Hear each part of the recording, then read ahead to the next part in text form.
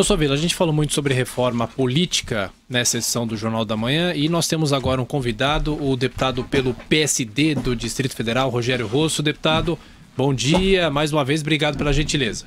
Bom dia, obrigado a vocês. Deputado, antes da gente falar especificamente sobre essas alterações da reforma política, a posição do senhor, eu pergunto, o Centrão sai ou não sai, deixa ou não deixa o apoio da reforma da Previdência? Bom, primeiro vamos recapitular. A reforma da Previdência, o texto aprovado na comissão especial, antes da crise política e agravada pela JBS, já tinha dificuldades de aprovação no plenário. Vocês lembram que aquele texto aprovado do relatório do deputado Arthur Maia já tinha resistência de boa parte da base governista. Portanto, hoje é colocada a seguinte questão. O governo sabe que dificilmente terá votos para aprovar a reforma da Previdência tal qual está para ser apreciada no plenário.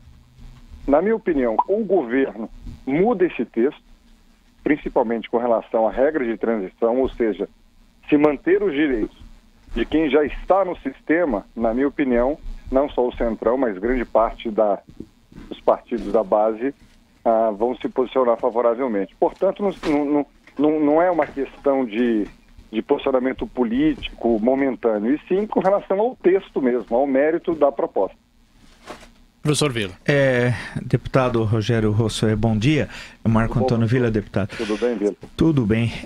Não é uma tentativa de chantagem do Centrão em relação ao presidente da República, que ficou muito enfraquecido naquela votação da quarta-feira, que acabou rejeitando a possibilidade do STF apreciar a denúncia de corrupção passiva? Quer dizer, é um governo hoje manietado e que depende, para sua sobrevivência, de conceder tudo que o Centrão peça sobre qualquer assunto, quer dizer, e envolveria, claro, uma das bandeiras desse governo, que é a questão da reforma da Previdência. Não é uma tentativa de chantagem? Vila, é importante porque me dá a oportunidade de falar como um parlamentar do PSD, do Distrito Federal, um partido que compõe esse centro, e eu sou totalmente contrário a qualquer tipo de barganha. Dou um exemplo pessoal, eu não tenho um cargo no governo, nunca liguei no Planalto para falar de emenda, etc. Eu acho que a reforma da Previdência, não só a da Previdência, mas as demais reformas tributárias, a trabalhista que foi aprovada, ela está acima de qualquer questão, porque o mínimo de responsabilidade, a análise nos remete ao seguinte: ou nós alteramos as regras da Previdência ou o país vai quebrar. Não tem outra hipótese. Portanto, da nossa parte, não é chantagem, muito pelo contrário, mas é sim uma análise do texto. Repito, Vila, já tinha dificuldade esse texto antes dessa questão da JBS. Portanto, é claro que se agravou o ambiente político, tá certo? E quanto mais próximo das eleições do ano que vem, todos os parlamentares fazem essa reflexão. Nós sabemos que a reforma da Previdência tem um impacto em toda a sociedade. Em todos os municípios, em toda a família brasileira tem um impacto. Por isso que é um tema delicado, mas é um tema necessário. E o texto que está colocado não vai ser aprovado, na minha opinião. Portanto, o governo decide. Se ele altera o texto e customiza, né, vamos dizer assim, o texto para aprovação no plenário, reduz o déficit da Previdência, no que for possível, ou não terá aprovado. Então, muitas pessoas fazem essa análise, está fazendo chantagem, quer mais cargos, etc. Da nossa parte, muito pelo contrário. O deputado, o repórter José Maria Trindade participa também dessa nossa entrevista. O Zé Maria que vai falar mais também sobre a reforma política. Bom dia, Zé Maria. É isso, muito bom dia, Tiago, bom dia a todos. Olha, deputado, essa sua proposta está crescendo na Câmara dos Deputados, que aprovaram um projeto de reforma da Previdência completo, com idade mínima e tal, mas valendo apenas para depois de promulgada a emenda constitucional, e depois poderia aprovar ali uma transição de forma separada, né, desse projeto. Mas o que eu queria saber do senhor, que é um bom analista, como é que está, o que é essa nova base do governo no Congresso, depois da votação aí desta autorização, que não foi aceita, né, para processar o presidente Michel Temer. Como é que está a base hoje? Bom, Zé Maria, bom dia. Você acompanha diariamente o dia a dia da Câmara. tá certo? E você sabe que não adianta tapar o sol com a peneira. A base do presidente Temer, ano passado, no início do governo, era uma base próxima de 380 a 390 deputados, e, fazendo uma conta muito básica, a base dele é os votos que ele teve na Câmara dos Deputados para barrar a denúncia. Entretanto, esse cálculo ele fica impreciso quando se trata de reformas. Porque se de um lado existe de fato parlamentares que votaram contra o presidente, ou seja, a favor da denúncia, mas são favoráveis à reforma da Previdência, existem deputados que votaram com o presidente que são contrários à reforma da Previdência. Nós não tivemos nenhuma votação importante depois da não aceitação da denúncia no plenário que a gente possa avaliar a base. Mas com certeza é uma base bastante menor do que a original e não sabemos ainda se será suficiente para aprovar a reforma.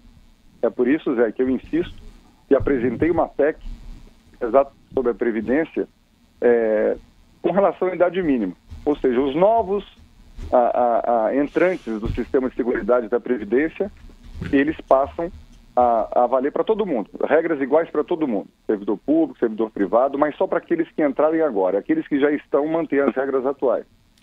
Isso ganha força. Com certeza isso ganha força. Então, o tamanho da base, realmente, a gente tem que partir da votação que o presidente Temer teve na Câmara. A deputada Denise, quem está falando, bom dia.